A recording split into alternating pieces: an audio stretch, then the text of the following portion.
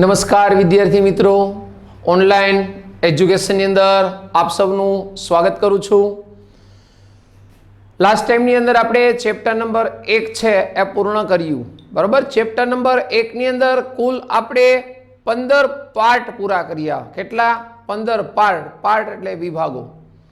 એની અંદર જે કુલ આપણે 13 પ્રશ્નોનો અભ્યાસ કર્યો। હવે આજે મિત્રો આ લેક્ચરની અંદર આપણે ચેપ્ટર નંબર 2 તરફ આગળ વધીએ છીએ। ચેપ્ટર નંબર 2 તરફ આગળ વધીએ તો ચેપ્ટરનું નામ છે ધંધાકીય સેવાઓ 1, બરોબર? કે ધંધાકીય સેવાઓ 1 અને ધંધાકીય સેવાઓ 2 એ રીતે 2 ચેપ્ટર ભણવાના છે। તો ધંધાકીય સેવાઓ જે 1 છે એ 1 નંબરની જે ધંધાકીય સેવાઓ છે એની અંદર મોસ્ટલી તમારે વીમો જે છે, બરાબર, કે જે આપણે વીમો ઉતારીએ છીએ, મેડિક્લેમ છે, કારનો વીમો હોય, મકાનનો વીમો હોય, કોઈ વસ્તુ છે ખરીદી હોય ને ચોરાઈ જાય તો એનો વીમો હોય, તો આવી જે વસ્તુ છે એ વસ્તુ તમારે આની અંદર ભણવાની છે, બરાબર। એટલે આ ચેપ્ટર જે છે એ મોસ્ટ ઓફ વીમાને લગતું છે। એટલે જ્યારે પણ તમે આ ચેપ્ટર છે એ શરૂ કરેલું હોય, બરાબર, તો એની સાથે એક પીડીએફ આપેલી હશે। એ પીડીએફ છે એ તમારે ફેરબુકની અંદર લખી નાખવાની છે અને પછી જેમ તમને હું આખી ફેરબુક એક સાથે આખા ચેપ્ટરની મોકલી આપું એટલે તમારે આખા ચેપ્ટરની ફેરબુક છે એ ફેરબુકની અંદર લખી નાખવાની અને પછી જેમ જેમ લેક્ચર આપણો આવતો જાય, પાર્ટ 1, પાર્ટ 2, પાર્ટ 3, પાર્ટ 4, એવી રીતે તમારે ફેરબુક છે નજર સમક્ષ રાખી અને પછી તમારે જે તે વિડીયો લેક્ચરનો અભ્યાસ કરવો કે જેથી કરીને તમને સમજવાની અંદર એકદમ સરળતા રહે। તો વિદ્યાર્થી મિત્રો સ્ટાર્ટ કરીએ આપણે, બરોબર। ક્વેશ્ચન નંબર 1 છે, વીમાનો અર્થ આપી વીમાના સિદ્ધાંતોની ટૂંકમાં સમજૂતી આપો। જોજો પ્રશ્ન મેં છે એવી રીતે લખેલો છે, એમાં વચ્ચે વચ્ચે અમુક ABCD ના અક્ષરો લખેલા છે, બરોબર। કઈ રીતે? તો કે વીમો, અહીંયા વી કરેલો છે, વીમાનો અર્થ આપી વીમાના સિદ્ધાંતોની ટૂંકમાં સમજૂતી આપો, બરોબર। આ જે છે એ પાર્ટ 1 છે। હવે જોઈએ વિદ્યાર્થી મિત્રો શું કહે છે, તો પેલું છે વીમાનો અર્થ। વીમો કોને કહેવાય, બરાબર? સામાન્ય ભાષામાં આપણે જે વીમો લીધો છે તો એ વીમો કોને કહેવાય? તો કે વીમો એટલે બે પક્ષકારો વચ્ચેનો એવો લેખિત કરાર છે। વીમો એટલે બે પક્ષકાર વચ્ચેનો એવો લેખિત કરાર છે। જોજો આની અંદર એમ આપેલું છે કે બે પક્ષકાર છે। કેટલા પક્ષકાર છે? બે પક્ષકાર વચ્ચે પાછો કેવો કરાર છે? તો કે લેખિત કરાર છે, બરોબર। એટલે બે પક્ષકાર વચ્ચેનો લેખિત કરાર છે કે જેના દ્વારા વીમો લેનાર પ્રીમિયમની રકમના બદલામાં વીમો ઉતરાવનાર પાસેથી, બરોબર, મેં વીમો લીધેલો હોય તો હું વીમો લેનાર વ્યક્તિ થયો, બરોબર। તમે કંપની છો તો તમે વીમો ઉતરાવનાર વ્યક્તિ થયા।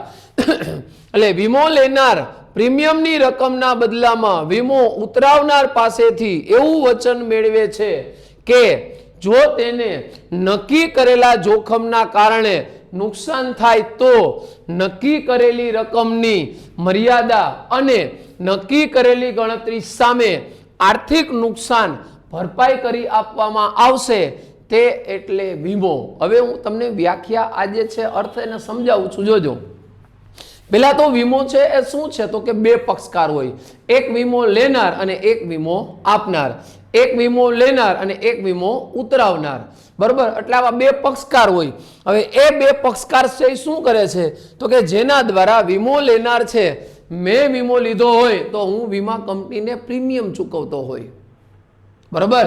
મેં વીમો લીધેલો છે એટલે હું વીમા કંપનીને શું આપું છું? તો કે હું વીમા કંપનીને હું પ્રીમિયમ ચૂકવતો હોય તો વીમો લેનાર વ્યક્તિ પ્રીમિયમની રકમના બદલામાં જે વીમો ઉતરાવનાર છે, બરોબર, જે કંપની છે એ કંપની પાસેથી એવું વચન મેળવે છે કે જો તેને નક્કી કરેલા જોખમો નક્કી કર્યા હોય, બરાબર, જોખમ શું કર્યા હોય? તો કે જોખમ નક્કી કર્યા હોય કે જો આવું થશે તો જ તમને રકમ મળશે, નહીતર રકમ નહીં મળે, બરોબર। કાર હોય, તમે કારનો વીમો લીધેલો હોય તો એમાં નક્કી કરે કે આ રીતે કાર ભટકાય તો જ તમને વીમો મળશે, બરોબર। આ રીતે અકસ્માત થાય તો જ તમને વીમો મળશે। એટલે નક્કી કરેલા જોખમો છે, તમારી સામે જોખમો નક્કી કરે। મેં મારા કારખાનાનો વીમો લીધો હોય તો મને એમ કે આવી રીતે આગ લાગે તો જ તમને વીમો મળે, બરોબર, નહીતર તમને વીમો ન મળે। તો એ નક્કી કરેલા જોખમ છે. એ નક્કી કરેલા જોખમના કારણે જો નુકસાન થાય તો નક્કી કરેલી રકમની મર્યાદા, બરોબર, એમાં મર્યાદા નક્કી કરી હોય કે ભાઈ આવી રીતે નુકસાન થાય તો તમને આટલી રકમ મળે, આ રીતે નુકસાન થાય તો તમને આટલી રકમ મળે. એટલે નક્કી કરેલી રકમની મર્યાદામાં, બરોબર, રકમ નક્કી કરી હોય અને નક્કી કરેલી ગણતરી સામે, બરોબર, એમાં ગણતરીએ નક્કી કરી હોય કે ભાઈ આની કિંમત આટલી હોય તો તમને રકમ આટલી મળે. એટલે નક્કી કરેલી છે એ શું છે? ગણતરી છે.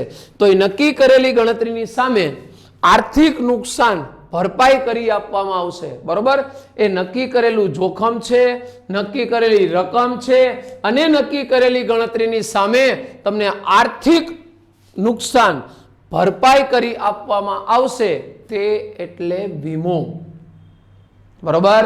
વન્સ અગેન આખી વ્યાખ્યા વાંચું છું, જોજો મિત્રો, કે વીમો એટલે બે પક્ષકાર વચ્ચેનો એવો લેખિત કરાર છે કે જેના દ્વારા, જોજો, વીમો એટલે બે પક્ષકાર વચ્ચેનો એવો લેખિત કરાર છે કે જેના દ્વારા વીમો લેનાર પ્રીમિયમની રકમના બદલામાં વીમો ઉતરાવનાર પાસેથી એવું વચન મેળવે છે કે જો નક્કી કરેલા જોખમના કારણે નુકસાન થાય તો નક્કી કરેલી રકમની મર્યાદામાં અને નક્કી કરેલી ગણતરી સામે આર્થિક નુકસાન ભરપાઈ કરી આપવામાં આવશે, તેને વીમો કહે છે. તો મિત્રો, આ હતો માત્ર વીમાનો અર્થ. ખાસ યાદ રાખજો, એક્ઝામની અંદર તમને કા વીમાનો અર્થ પૂછે, કા વીમા પોલિસીનો અર્થ પૂછે અને કા વીમા પ્રીમિયમનો અર્થ પૂછે. ત્રણેય અર્થ છે ને એ અલગ અલગ છે,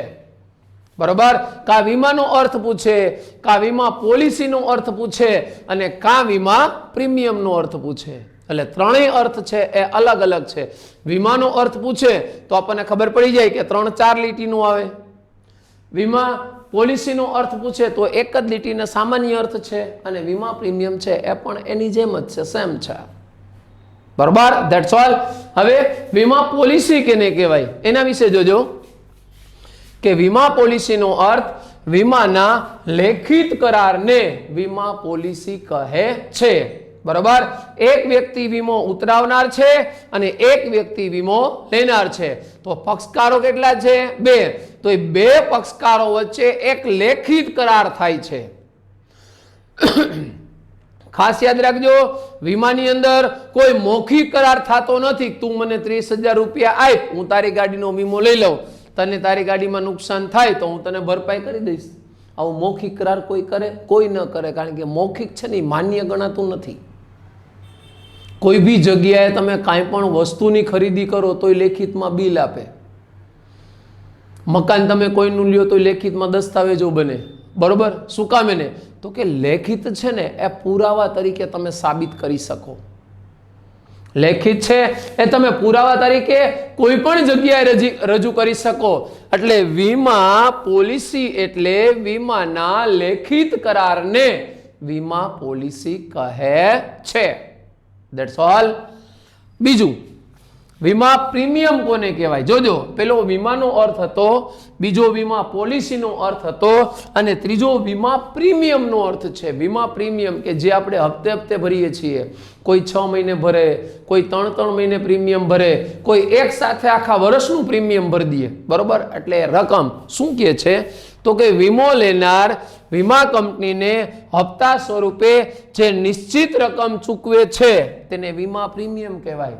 હું વીમો લેનાર હોય તો હું વીમા કંપનીને હપ્તા સ્વરૂપે નિશ્ચિત રકમ ચૂકવું. હું એમ કહું કે ભાઈ હું તમને દર 3 મહિને રૂપિયા 3,000 ચૂકવીશ, બરોબર. એટલે એક વર્ષના મારે કેટલા ચૂકવવાના છે? તો કે 12,000. હું દર 3 મહિને કેટલી રકમ ચૂકવું છું? 3,000. તો એ 3,000 છે એ હું કઈ રીતે ચૂકવું છું? તો કે હપ્તા સ્વરૂપે. તો એ 3,000 રૂપિયા છે એ શું છે? તો કે નિશ્ચિત રકમ છે, બરોબર. એટલે વીમો લેનાર વીમા કંપનીને હપ્તા સ્વરૂપે આ આપતો છે. જે નિશ્ચિત રકમ ચૂકવે, આ નિશ્ચિત રકમ છે દર 3 મહિને મારે 3000 આપવાના છે, વર્ષે મારે કેટલા ચૂકવવાના છે તો કે 12000 રૂપિયા, બરોબર। તો એ નિશ્ચિત રકમ ચૂકવે છે તેને વીમા પ્રીમિયમ કહે છે। તો વિદ્યાર્થી મિત્રો આ હતા 3 અર્થ, પેલો વીમાનો અર્થ, બીજો વીમા પોલિસીનો અર્થ અને ત્રીજો છે વીમા પ્રીમિયમનો અર્થ। આ 3 અર્થ છે એ જ્યારે પણ તમે વિડિયો લેક્ચર જોવો છો ત્યારે આ 3 અર્થ છે એની પીડીએફ છે એ તો તમે નજર સમક્ષ રાખો તો તમે સરળતાથી એ અર્થ છે એને સમજી શકો અને મગજની અંદર પણ વ્યવસ્થિત રીતે ઉતારી શકો। વીમાના જે સિદ્ધાંતો છે એ વીમાના સિદ્ધાંતો છે એ કુલ કેટલા છે તો કે 4 સિદ્ધાંતો અહીંયા મેં તમે જોઈ શકો કે એક સરસ મજાનું ઝાડું દોરેલું છે, એક કુંડું છે, એમાં 4 પ્રકારના ફૂલ છે, એ 4 પ્રકારના ફૂલ એ વીમાના સિદ્ધાંતો છે, બરાબર। આ 4 સિદ્ધાંતો છે એ વીમાના છે। તો પહેલો સિદ્ધાંત છે સંપૂર્ણ ભરોસાનો સિદ્ધાંત, સંપૂર્ણ ભરોસાનો સિદ્ધાંત, નુકસાન વળતરનો સિદ્ધાંત, નુકસાન વળતરનો સિદ્ધાંત, વીમા યોગ્ય હિતનો સિદ્ધાંત, વીમા યોગ્ય હિતનો સિદ્ધાંત, હક બદલાનો સિદ્ધાંત, બરાબર। કુલ કેટલા પ્રકાર છે તો કે 4। કયા કયા 4 પ્રકાર? સંપૂર્ણ ભરોસાનો સિદ્ધાંત, નુકસાન વળતરનો સિદ્ધાંત, વીમા યોગ્ય હિતનો સિદ્ધાંત, હક બદલાનો સિદ્ધાંત। 4 પ્રકાર છે મિત્રો। એક સંપૂર્ણ ભરોસાનો સિદ્ધાંત છે, બીજું નુકસાન વળતરનો સિદ્ધાંત છે, ત્રીજું વીમા યોગ્ય હિતનો સિદ્ધાંત છે અને ચોથું છે હક બદલાનો સિદ્ધાંત। તો આ 4 સિદ્ધાંતો છે એનો તમારે આ વીમાના સિદ્ધાંતની અંદર અભ્યાસ કરવાનો છે। A B C અને D। એ સંપૂર્ણ ભરોસાનો સિદ્ધાંત, બી છે નુકસાન વળતરનો સિદ્ધાંત, સી છે વીમા યોગ્ય હિતનો સિદ્ધાંત અને ડી છે હક બદલાનો સિદ્ધાંત। તો હવે એ મુદ્દો જે છે સંપૂર્ણ ભરોસાનો સિદ્ધાંત એના વિશે આપણે જોઈએ કે વીમાનો મૂળભૂત અભિગમ સામાજિક છે, બરોબર। વીમાનો જે અભિગમ છે એ અભિગમ શેના માટે છે તો કે સમાજના વ્યક્તિઓ માટે છે, બરોબર, સમાજ માટે છે। તો એનો મૂળભૂત અભિગમ છે એ સામાજિક છે। આથી વીમા કરારના પક્ષકારો એ પરસ્પર સંપૂર્ણ ભરોસો મૂકવાનો છે। હવે વીમા કરારના જે પક્ષકાર છે, વીમા કરારમાં પક્ષકાર કેટલા હોય તો કે 2। કોણ? એક વીમો લેનાર અને એક વીમો ઉતરાવનાર, બરોબર। આ 2 પક્ષકારો છે એ બંને પક્ષકારો છે એ એકબીજા પર સંપૂર્ણ શું મૂકવાનો છે? ભરોસો। મેં વીમા કંપની પર ભરોસો મૂક્યો કે મને જે નુકસાન થશે એ વીમા કંપની મને આપશે। વીમા કંપનીએ મારી ઉપર ભરોસો મૂક્યો કે આ વ્યક્તિ છે એ ખોટું નુકસાન છે એ અમને બતાવશે નહીં, બરોબર। અમારી જે શરતો છે એ શરતોનું આ વ્યક્તિ છે એ ફરજિયાત પાલન કરશે। એટલે બંને પક્ષકારો છે એને એકબીજા વચ્ચે શું છે તો કે સંપૂર્ણ ભરોસો છે।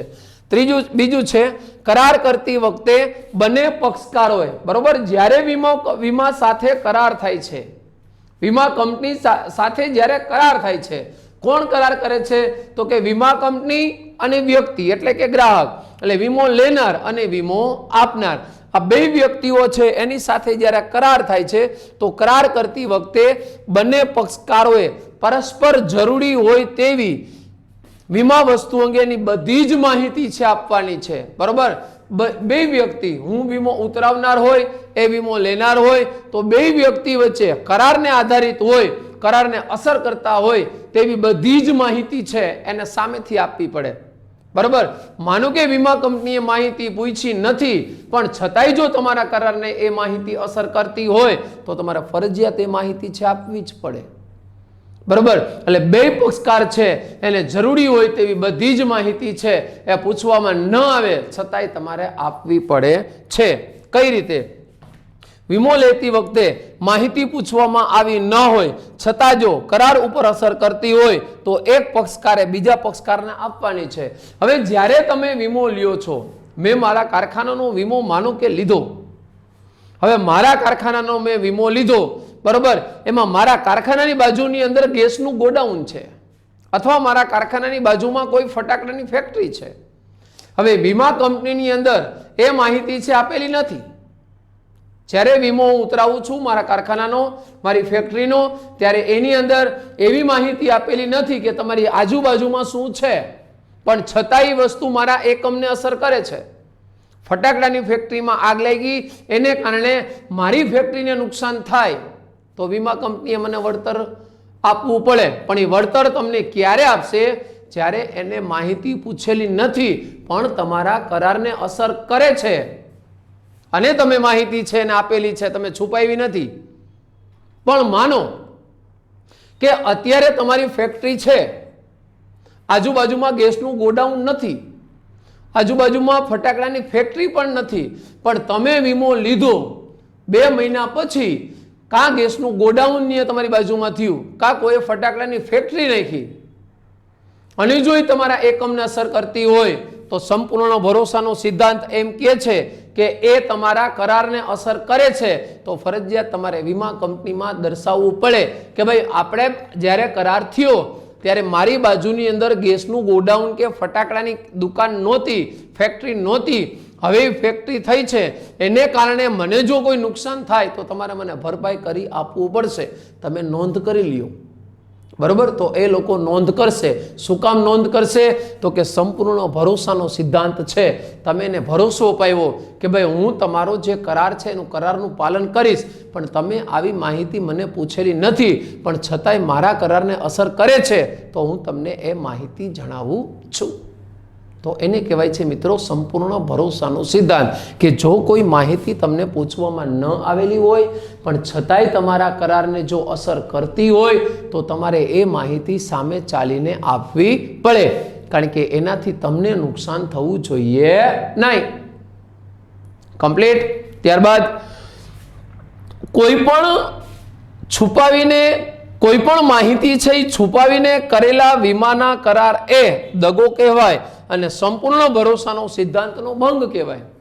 માનો કે તમે કોઈ માહિતી છે એ છુપાવી છે, તમે એને માહિતી આપેલી નથી, પણ જો તમે એને માહિતી છુપાવેલી છે અને પછી જો તમે એની સાથે વીમાના કરાર કરો છો તો એ વીમાનો કરાર છે એ ખરેખર શું છે? દગો છે, વિશ્વાસઘાત છે. એટલે તમે સંપૂર્ણ ભરોસાના સિદ્ધાંતનો ભંગ કર્યો. મેં મેડિક્લેમ લીધું તો મને જો કોઈ એટેક આવેલો હોય તો મારે કેવું પડે કે મને એક એટેક આવેલો છે પણ હું એને માહિતી ન આપું તો મેં એની વચ્ચેના જે કરાર છે એ કરારની અંદર મેં શું કર્યો? તો કે દગો કર્યો. મેં સંપૂર્ણ ભરોસાના સિદ્ધાંતનો ભંગ કર્યો. મને કાંઈ તકલીફ હોય તો મારે એને કેવું પડે કે મને આવા પ્રકારની તકલીફ છે, એને મને પૂછેલી નથી પણ છતાંય વીમા કરારને અસર કરે છે તો ફરજિયાત મારે એ વસ્તુ, એ માહિતી છે એને આપવી પડે. બરોબર? તો એ વસ્તુ કોઈ પણ છુપાવેની, કોઈ પણ માહિતી છુપાવીને કરેલા વીમાના કરારને એ દગો છે અને સંપૂર્ણ ભરોસાના સિદ્ધાંતનો શું છે? ભંગ. જ્યારે પણ વીમાના પક્ષકારને ખબર પડે, જોજો આજે તમે માહિતી, તમે જે કરાર કર્યો એ કરારમાં માહિતી તમને પૂછી નથી અને તમે માહિતી છતાં એને આપી નથી, તો જ્યારે પણ વીમાના પક્ષકારને ખબર પડે કે સંપૂર્ણ ભરોસાના સિદ્ધાંતનો ભંગ થયો છે ત્યારે વીમા કરારને રદ સમજવામાં આવે. બરાબર? જ્યારે વીમા કંપનીને એ ખબર પડે કે ભાઈ આ ભાઈની સાથે આપણે જે વીમાના કરાર થયા હતા પણ અમુક માહિતી છે એ ભાઈએ છુપાવી છે, એ ભાઈએ આપણને માહિતી આપેલી નથી, તો એણે જ્યારે માહિતી આપેલી ન હોય ત્યારે જો કરાર કર્યો હોય તો એ કરાર છે એને રદ સમજવામાં આવે અને તમે જે કંઈ પ્રકારનું વીમા પ્રીમિયમ ભરેલું છે એ વીમા પ્રીમિયમની રકમ પણ તમને કોઈ પ્રકારની પરત મળતી નથી. અને જો એને કારણે તમને નુકસાન ગયું હોય તો વીમા કંપની તમને નુકસાન પણ ભરપાઈ કરી આપતું નથી. શા માટે?